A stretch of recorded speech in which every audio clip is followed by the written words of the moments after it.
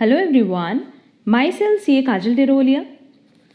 हमारा आज का जो डिस्कशन है वो है मेजर्स ऑफ डिस्पर्शन पे। हमने अपनी लास्ट क्लास में मेजर्स ऑफ सेंट्रल टेंडेंसीज के सारे टॉपिक्स पे डिस्कशन किया था एंड साथ ही साथ उसके बहुत सारे एमसीक्यूज पे डिस्कस किए हैं अलग अलग क्लासेस में। ओवरऑल हमने एमसीक्यूज के 7 पार्ट अपलोड किए हमारे चैनल पे एंड हर एक टॉपिक जो रिलेटेड है मेजर्स ऑफ सेंट्रल टेंडेंसी से उस पर हमने डिटेल डिस्कशन किया हुआ है। अगर आपकी कोई भी क्लास मिस हुई हो तो सबकी लिंक आपको डिस्क्रिप्शन बॉक्स में मिल जाएगी एंड इनफैक्ट हमने मेजर्स ऑफ सेंट्रल टेंडेंसीज के लिए एक प्लेलिस्ट भी बनाई है जहां से आप डायरेक्टली सारी क्लासेस रन करके देख सकते हैं। अब ये सारी क्लासेस बहुत ज़्यादा रेलेवेंट है उन स्टूडेंट्स के लिए जो कोई भी कॉमर्स बेस्ड कॉम्पिटिटिव एग्जाम्स के लिए प्रिपरेशन कर रहे हो, either CA foundation, CWA foundation, SSC CGL, JSO, UGC NET, MCOM entrance exam. हर एक एग्जाम पॉइंट ऑफ व्यू से स्टैटिस्टिक्स के ये सारे टॉपिक बहुत ज़्यादा रेलेवेंट हैं। तो चलो फिर हम लोग अपना आज का जो डिस्कशन है वो रखे हैं मेजर्स ऑफ डिस्पर्शन का। तो अब जैसे हमारा मेजर्स ऑफ डिस्पर्शन पे पूरा डिस्कशन कंप्लीट हो जाएगा उसके बाद हम इसके भी MCQs डिस्कस करेंगे।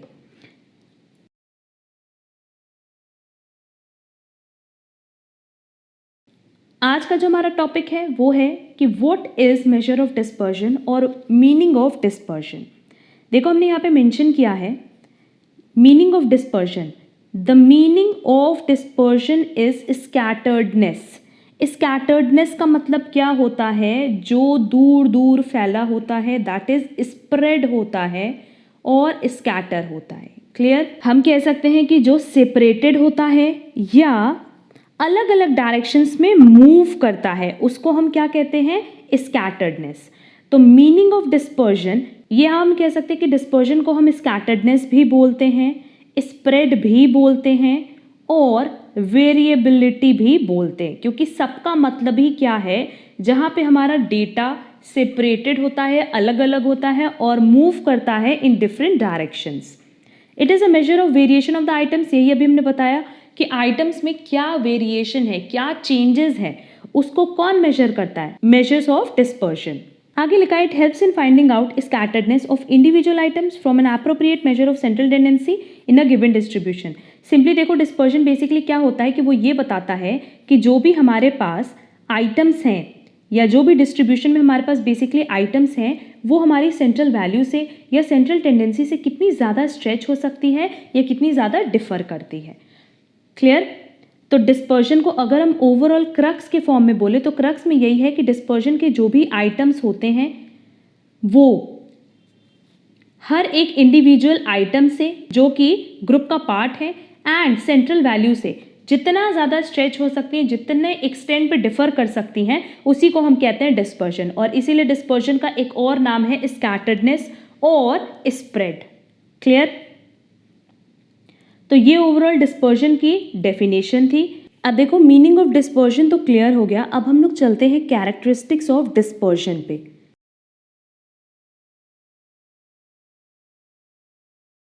अगर characteristics of a good measure of dispersion की बात करें तो इससे भी कई सारे MCQs हमें एग्जाम में मिलते हैं। यहाँ हम जनरली देखेंगे तो वही पॉइंट्स आपको मिलेंगे जो मेजर्स ऑफ सेंट्रल टेंडेंसी में हमने बताए थे, फीचर्स और कैरेक्टरिस्टिक्स में। वही ऑलमोस्ट सारे पॉइंट्स कहाँ गिवन है? मेजर्स ऑफ डिस्पर्शन में। देखो, सबसे पहला पॉइंट है, it should be easy to calculate and simple to understand. मतलब डिस्पर्शन में हम जो भी मेथड पढ़ेंगे वो कैसे होने चाहिए कि वो ईजिली कैलकुलेट हो सके एंड अगर हमें उस डेटा को प्रॉपरली समझना हो तो बहुत ही ईजिली हम उसको समझ पाएँ। It should be based on all the observations of the series. No doubt सारे ऑब्जर्वेशंस रेलेवेंट होंगे, ऐसा नहीं होगा कि कुछ ऑब्जर्वेशन आप छोड़ दो तो आपकी वैल्यू करेक्ट आएगी। It should B rigidly defined. अब रिजिडली डिफाइंड का मतलब क्या है?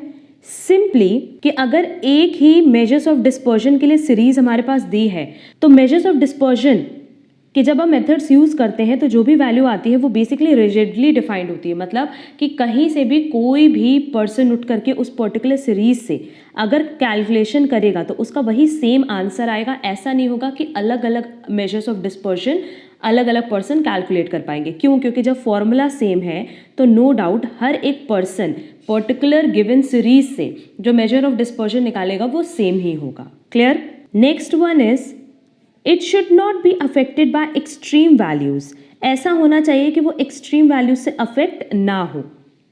एक्सट्रीम वैल्यूज मतलब जैसे इफ इन केस मान लो 2, 4, 6 एंड देन 99 है, तो 99 वैल्यू से वो अफेक्ट नहीं होगा। Next, it should not be unduly affected by sampling fluctuations. अगर याद होगा हमने गुड एवरेज के टाइम बताया था कि measures of central tendency sampling fluctuation से अफेक्ट होता है बट बहुत कम अफेक्ट होता है, लीस्ट, और यहाँ लिखा हुआ है कि वो अनड्यूली अफेक्ट होगा ही नहीं, किससे? सैम्पलिंग फ्लक्चुएशन से। अब सैम्पलिंग फ्लक्चुएशंस क्या है ये हमने ऑलरेडी डिस्कस किया था जब हमने गुड एवरेजेस पे डिस्कशन किया था, तो दोबारा हम इस पर डिस्कशन नहीं कर रहे हैं।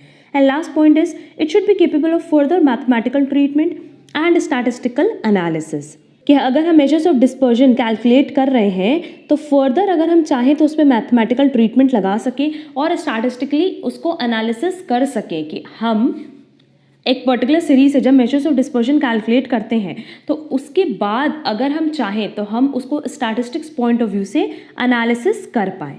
क्लियर? तो ये सारे के सारे पॉइंट्स रेलेवेंट थे डिस्पर्जन के लिए। गुड मेजर ऑफ डिस्पर्जन में बेसिकली क्या चीज़ें होनी चाहिए? पहला, वो इजी टू कैलकुलेट होना चाहिए and simple to understand. Next, सारे के सारे ऑब्जर्वेशंस को लेकर के चलेगा। नेक्स्ट, रिजिडली डिफाइंड होना चाहिए कि कोई भी पर्सन कहीं से भी बैठ करके कैलकुलेट करे तो उसका सेम मेजर ऑफ डिस्पर्जन आए। नेक्स्ट, वो एक्सट्रीम वैल्यू से बिल्कुल अफेक्ट ना हो, वो सैम्पलिंग फ्लक्चुएशन से बिल्कुल अफेक्ट ना हो। एंड लास्ट वन इज अगर हम चाहें तो मेजर ऑफ डिस्पर्जन पे फर्दर मैथमेटिकल ट्रीटमेंट भी लगा सके एंड स्टैटिस्टिकल एनालिसिस भी कर सके। तो ये सारी की सारी कैरेक्टरिस्टिक्स हैं किसकी? गुड मेजर ऑफ डिस्पर्जन की। अब ये सारे पॉइंट ना आपके एमसीक्यूज पॉइंट ऑफ व्यू से बहुत रेलेवेंट है एंड हमने ऑलमोस्ट यही सारे पॉइंट गुड एवरेजेस के टाइम पे डिस्कस किए थे। अगर ये क्लास आपने नहीं देखी है जो हमने मेजर्स ऑफ सेंट्रल टेंडेंसीज के टाइम बताई थी तो लिंक आपको डिस्क्रिप्शन बॉक्स में मिल जाएगा, वो क्लास अब ज़रूर से कवर कर लेना। अब देखो हमने मीनिंग ऑफ डिस्पर्जन क्लियर कर दिया as well as characteristics of good measures of dispersion भी क्लियर कर दिया। अब नेक्स्ट क्लास में हम लोग देखेंगे कि मेजर्स ऑफ डिस्पर्जन के कितने टाइप्स होते हैं एंड देन नेक्स्ट क्लास में उसी पे हम लोग डिस्कशन करेंगे। अगर आपको आज की क्लास में कहीं पे भी कोई डाउट हो तो आप कमेंट बॉक्स में कमेंट करके पूछ सकते हो एंड साथ ही साथ हमने टेलीग्राम लिंक भी दी है जहां आप डायरेक्टली हमसे क्वेश्चंस पूछ सकते हैं। अगर आप हमारे चैनल पे नए हो तो आप चैनल सब्सक्राइब ज़रूर कर देना सो दैट आपको आगे की क्लासेस की नोटिफिकेशन टाइमली मिल पाए। एंड अगर आपको आज का वीडियो पसंद आया है तो आप आज के वीडियो को लाइक, कमेंट और शेयर ज़रूर करिएगा। हम लोग मिलेंगे हमारे नेक्स्ट क्लास में। आज के लिए बस इतना। Thank you so much.